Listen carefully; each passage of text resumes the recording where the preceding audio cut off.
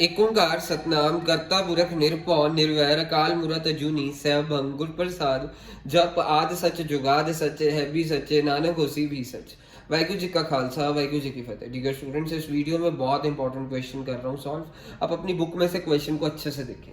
सो trading profit loss account, particulars amount आपको opening stock दे रखा है 57,600, परचेजेस 4,06,750 दे रखी है, लेस परचेज रिटर्न करा, मेरे पास 4,01,750 आ गया।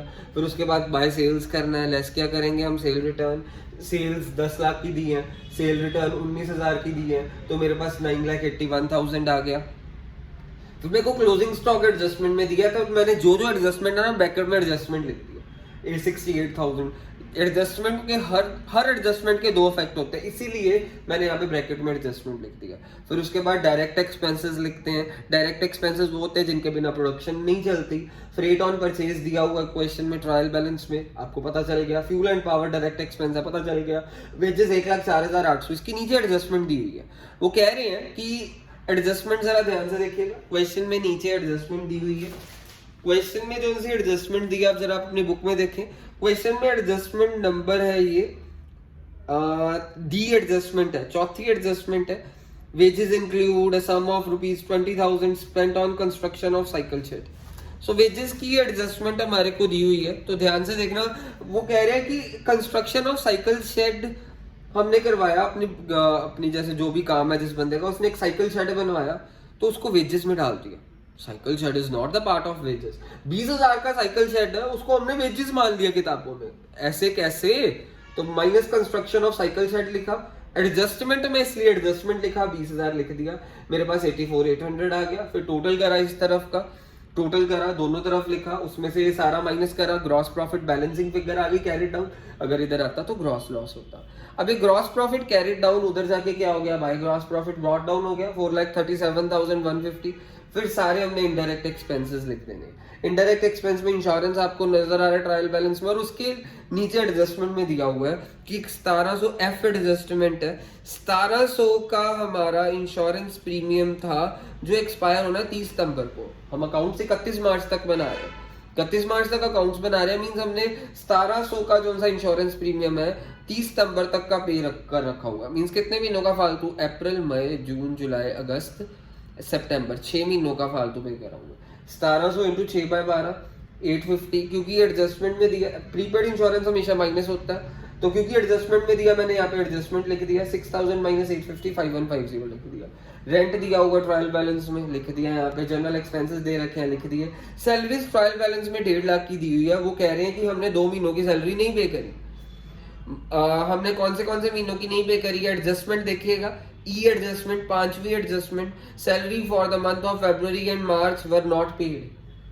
सो 2 महीनों की सैलरी नहीं पे करी, मतलब ये कितने साल में 12 महीने होते हैं, तो 1.5 लाख 10 महीनों की सैलरी है। मतलब 1 महीने की सैलरी क्या होगी, 1.5 lakh divided by 10 that is 15,000। 2 महीनों की नहीं पे करी है, मतलब 15,000 इंटू 2 दैट इज 30,000 हमारी आउटस्टैंडिंग सैलरी हो गई। ये मैंने ब्रैकेट्स में लिखा क्योंकि एडजस्टमेंट्स में दिया था। 180 plus 30, 150 plus 30 is 180। So outstanding plus होता है, प्रीपेड माइनस होता है। फिर डेप्रिसिएशन ऑन पेटेंट्स लिख दिया, पेटेंट्स है मेरे पास 75,000 के, ये एडजस्टमेंट में दिया, तो 75,000 into 20% 15,000। Depreciation on machinery 2 lakh into 10% that is 20,000। फिर डेप्रिसिएशन ऑन बिल्डिंग, ये बच्चों की गलत होती है। बच्चे क्या देखते हैं, ट्रायल बैलेंस में बिल्डिंग 3 लाख की दी होती है, 3 लाख का 5% बच्चे कर देते हैं दैट इज 15,000। वो गलत है, महामूर्ख है बच्चे।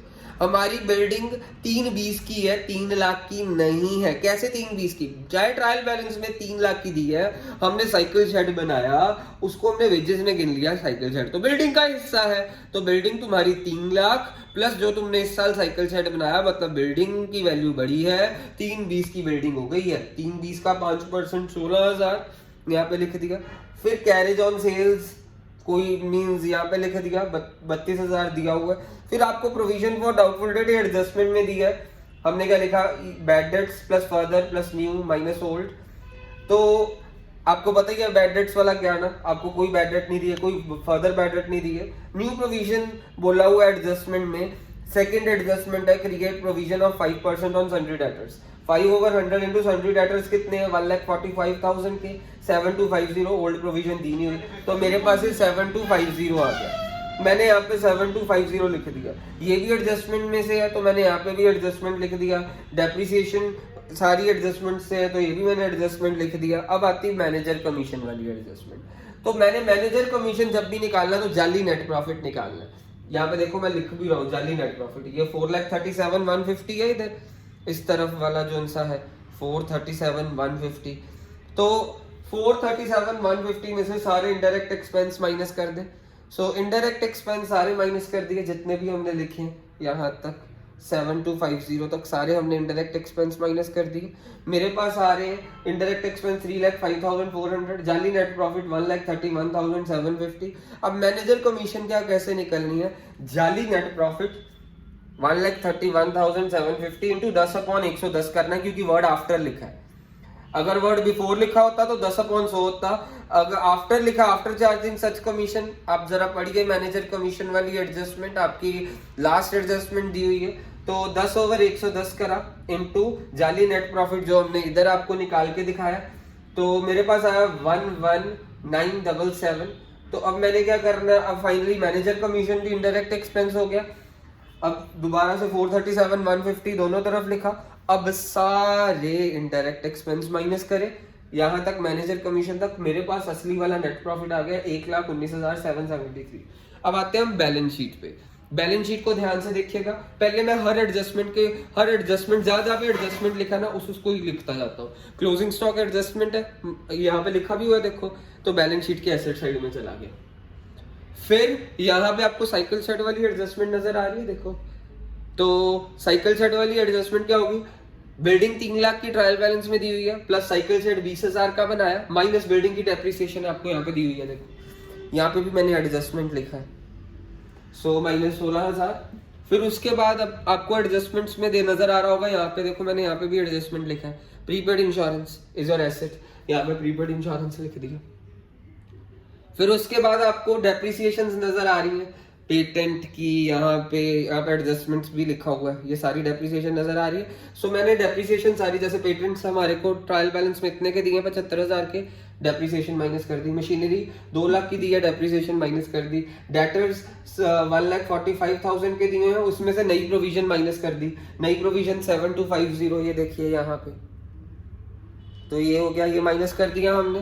फिर उसके बाद हमारे को और जो सी आउटस्टैंडिंग सैलरी ये रही, ये एडजस्टमेंट से यहाँ पे लिखा हुआ एडजस्टमेंट, इसका दूसरा प्रभाव है कर्जा है, आउटस्टैंडिंग सैलरी को लायबिलिटी साइड लिख दिया देखो। फिर मैनेजर कमीशन, ये भी एडजस्टमेंट लिखा हुआ देखो, एडजस्टमेंट लास्ट एडजस्टमेंट थी मैनेजर कमीशन, ये लायबिलिटी होती है देखो, मैंने लायबिलिटी साइड मैनेजर कमीशन लिख दी 11,977। अब आपको पता है बैलेंस शीट की लायबिलिटी साइड सबसे पहली चीज क्या होती है, capital plus net profit minus drawing. Capital आपको ट्रायल बैलेंस में इतने दिए, नेट प्रॉफिट देखो ये निकाला आपने यहाँ पे, फिर माइनस ड्राइंग्स, ड्राइंग आपको ट्रायल बैलेंस में इतनी दी है, सॉल्व करेंगे आपके पास ये चीज आ गई। उसके बाद सन्ड्री क्रेडिटर्स ट्रायल बैलेंस में दिए, वो लिख दिए। फिर उसके बाद जो ट्रायल बैलेंस में बची हुई चीजें, फ्री होल्ड लैंड, वो इधर लिख दी जो ट्रायल बैलेंस में थी, पर हमने उधर ट्रेडिंग प्रॉफिट लॉस अकाउंट में नहीं लिखी।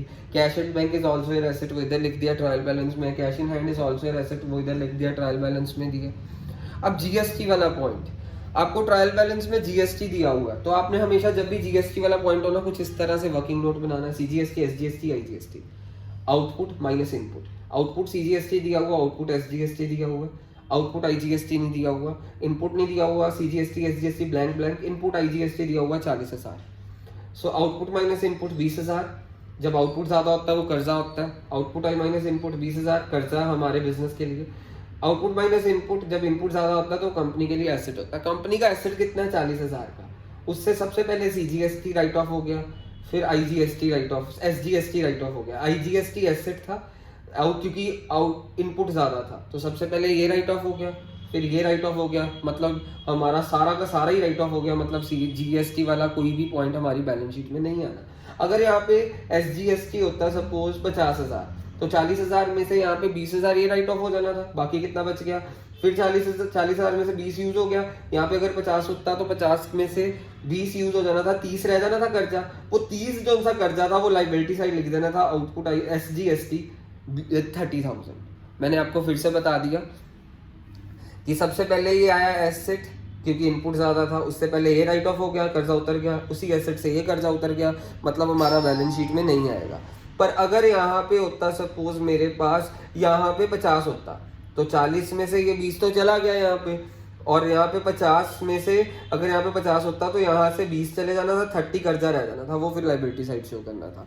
तो इस पॉइंट के लिए इस क्वेश्चन में तो कुछ नहीं था, क्योंकि जो एसेट था उससे कर्जे उतर गए, मतलब इस क्वेश्चन में GST नहीं शो करेंगे। अगर आप GST वाले पॉइंट में कंफ्यूज हैं तो आपको GST वाली वीडियो मिल जाएगी।